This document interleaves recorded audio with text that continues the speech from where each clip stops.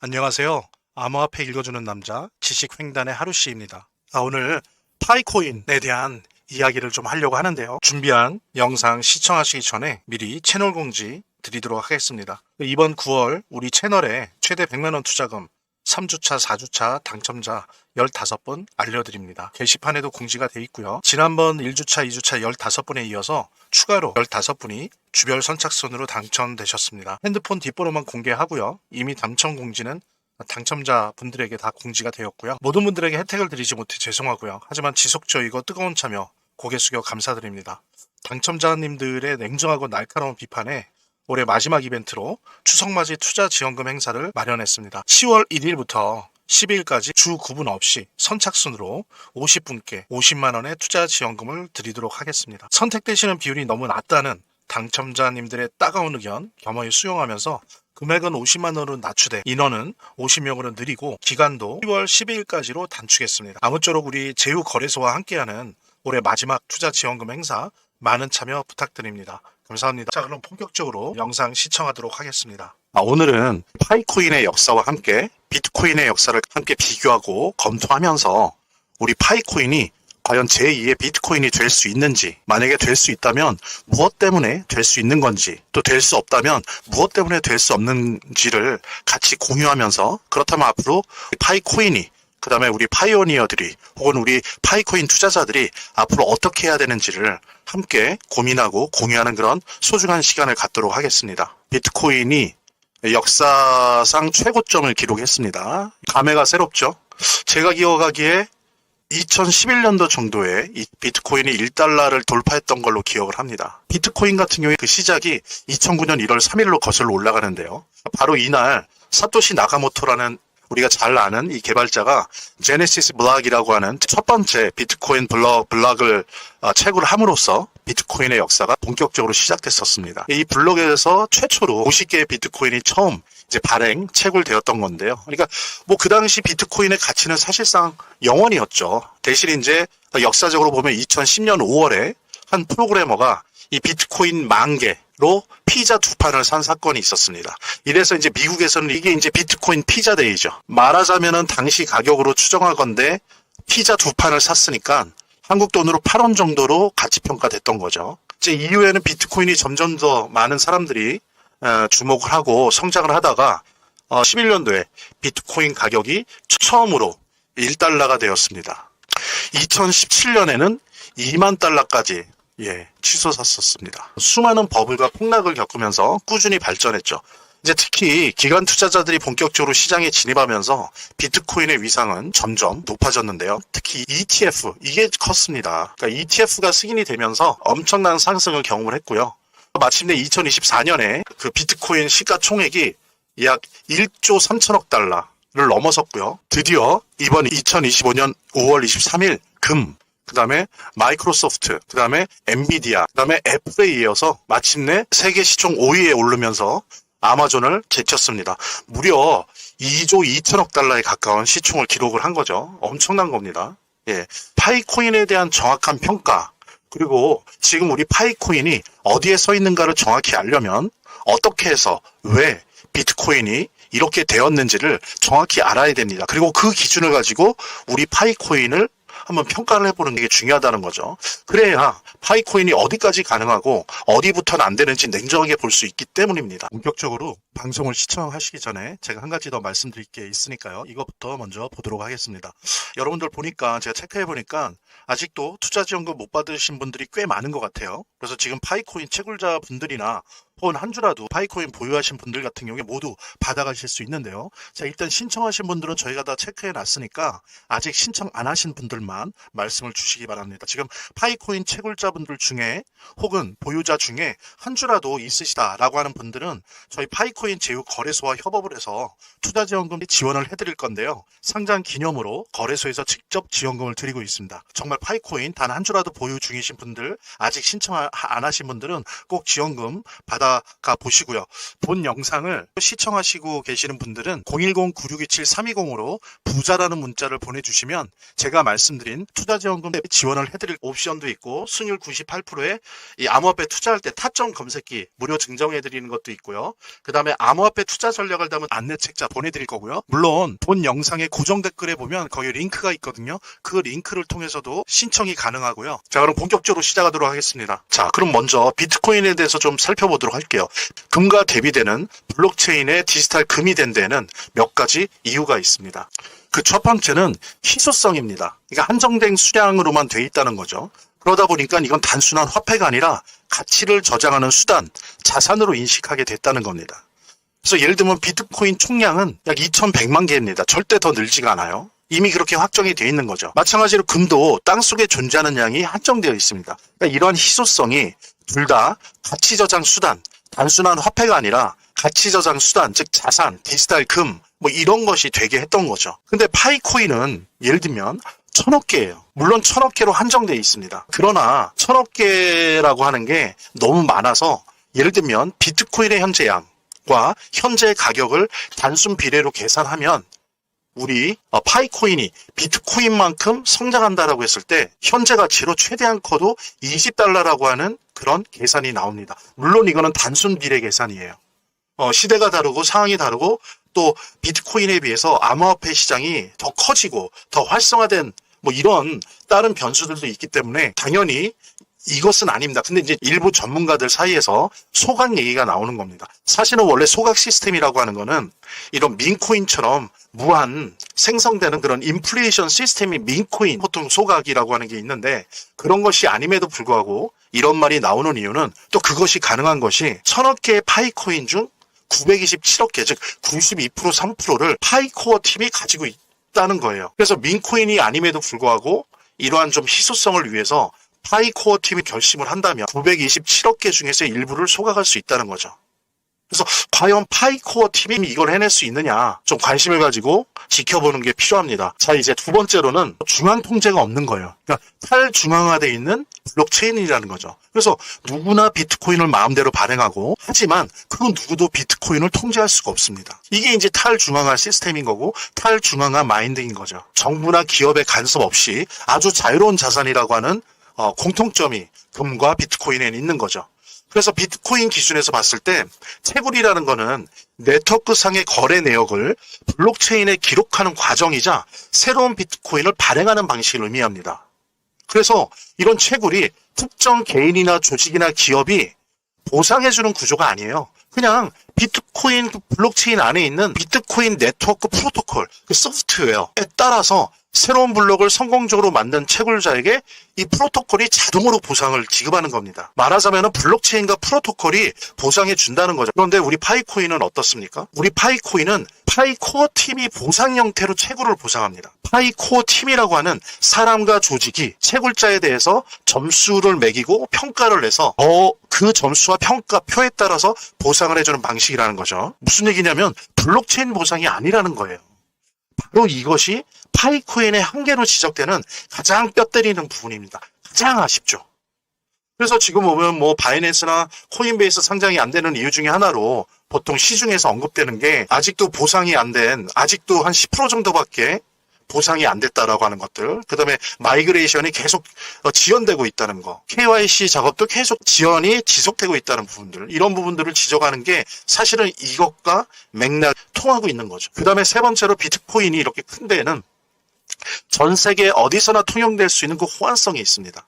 그러니까 글로벌 네트워크에서 누구나 어디서나 쓸 수 있어요. 오히려 금융권이나 국경을 넘나든다는 점에서 금이 가지고 있는 한계를 뛰어넘는 자산입니다. 자, 그 다음에 또 하나는 이건 이제 요즘의 상황과 맞물려 있는데 기축통화의 위험 상황에서 예를 들면 요즘 같은 경우에 달러라고 하는 세계 기축통화 달러를 위험하게 바라봅니다. 전 세계가. 이럴 때 달러를 대체할 수 있는 혹은 달러를 대신할 수 있는 안전자산으로 주목한다는 거죠. 최근에는 비트코인도 이런 금처럼 위험회피 자산으로 주목받고 있어요. 그래서 특히 기관들과 금융가의 큰 손들이 선호하는 자산으로 자리 잡고 있습니다. 근데 어떻습니까? 우리 파이코인은 솔직히 아니에요. 이게 비트코인만큼 발전을 못해서가 아니고요. 구조 자체가 파이코인은 자산이 아니에요.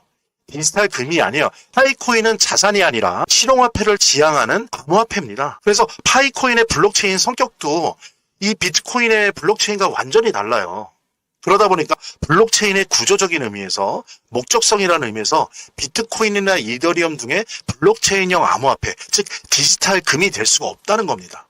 되려고 하지도 않고요. 될 수도 없어요. 비트코인의 장점 4가지를 파이코인의 가진 장점과 한계가 뭔지를 좀 정확하게 논의를 해보도록 하겠습니다. 자, 첫 번째로 우리 파이코인 블록체인의 특징을 좀 살펴보도록 하겠습니다. 일단 파이코인은 2019년도에 시작된 모바일 기반 블록체인 프로젝트입니다. 그러니까 최대 장점은 아시는 것처럼 스마트폰 웹만 있으면 누구나 쉽게 채굴에 참여할 수가 있어요. 그래서 파이 네트워크는 에너지 효율성을 중요하게 생각해서 우리가 살펴본 비트코인의 작업 증명 방식, 그러니까 POW라고 해요. 본 이더리움이 쓰는 지분 증명 방식, POS라고 해요. 파이코인의 블록체인을 우리는 SCP라고 합니다. 이게 뭐냐면 스텔라 컨센서스 프로토콜, 즉 스텔라 블록체인의 합의 프로토콜이라고 불러요. A, B, C가 있으면 A라는 그 컴퓨터가 B랑 C 중에 한 군데만 동의하면 나도 동의할게, 이런 방식으로 하기 때문에 이게 이제 스텔라 컨센서스 프로토콜 SCP의 특징인데, 이러한 식의 것들로 블록체인이 움직이니까 빠른 합의가 가능한 거죠. 그 다음에 또 하나는 이러다 보니까 유연성이 좋고 확장성이 좋다는 거죠. 전기 소모가 극히 적다는 거예요. 그러니까 아주 작은 노드, 적은 수의 컴퓨터로도 이게 블록체인이 굴러간다는 겁니다. 그렇기 때문에 사실은 파이코인이 특별하게도 스마트폰 채굴이 지속적으로 가능한 이유가 바로 여기에 있는 거죠. 자, 그런데 단점 및 우려사항도 있어요. 뭐냐면 센터와 중앙 집중화 위험이 있다는 거죠. 그러니까 파이코인은 현재까지 핵심 코드와 네트워크 운영 권한을 파이코어 팀이라고 하는 소수의 인적 조직이 실제로 쥐고 있어요. 그러니까 아까 제가 설명했었죠. 영상 앞부분에 비트코인이나 이더리움은 프로토콜적으로 누구나 기여하고 프로토콜적으로 보상받아요. 그러니까 블록체인을 통해서 참여하고 블록체인을 통해서 보상받는다는 거죠. 근데 우리 파이코인은 그게 아니고 네트워크 운영 권한을 블록체인에 맡기지 않고 파이코어 팀이라고 하는 사람과 조직에 맡겨놨습니다. 그러니까 센터화 있고 중앙 집중화되어 있는 거예요. 그러니까 탈중앙화되어 있지 않다는 거죠. 그래서 누구는 뭐 이게 과연 블록체인이 맞냐라고 좀 심하게 비판하는 사람들도 있는 이유가 바로 이겁니다. 자, 이게 여러분들 오해하시면 안 되는 게 파이코인에 대한 비판이 아니에요. 블록체인이라고 하는 측면에서 비트코인과 파이코인이 가지고 있는 구조적 차이점에 대한 진술입니다. 비판이거나 칭찬이 아니에요. 따라서 파이코인 블록체인은 접근성, 에너지 효율성 측면에서는 오히려 비트코인보다 더 높은 점수를 줄 수 있지만 탈중앙성, 보상 메커니즘의 투명성 같은 경우에는 아직도 가야 할 길이 멀다라고 볼 수 있고요. 특히 파이코어 팀에 대한 신뢰가 파이코인의 근본 가치를 좌우한다는 점은 염두에 둬야 됩니다.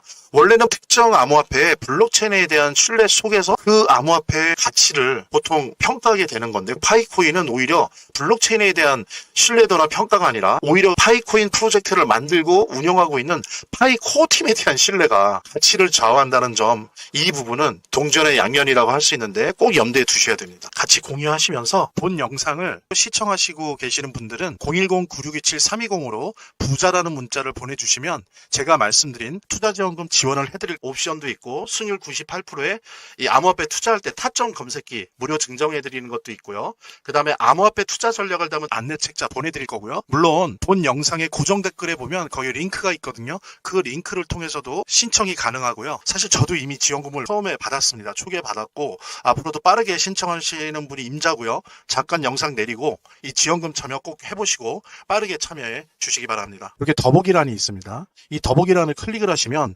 다음 이런 화면이 나오는데요. 이 화면에서 모바일 링크가 있습니다. 이 모바일 링크 아래에 이 링크를 클릭을 하시면 이런 화면이 나오는데요. 여기서 이제 해당되는 웹을 클릭하시면 되는데, 저 같은 경우에 아이폰이니까 사파리를 클릭하시면 됩니다. 그 다음에는 열기를 클릭하시면 되고요. 그 다음에 보면은 바로 이렇게 저절로 문자를 보낼 수 있게 되어 있습니다. 이렇게 보내기 버튼만 누르면 완료됩니다. 자, 이렇게 편하게 몇 번의 클릭만으로 문자를 편하게 보시는 거 활용하시고요. 이 화면의 고정 댓글에 보면 구독자와 시청자분들에게 드리는 무료 혜택 설명이 있거든요.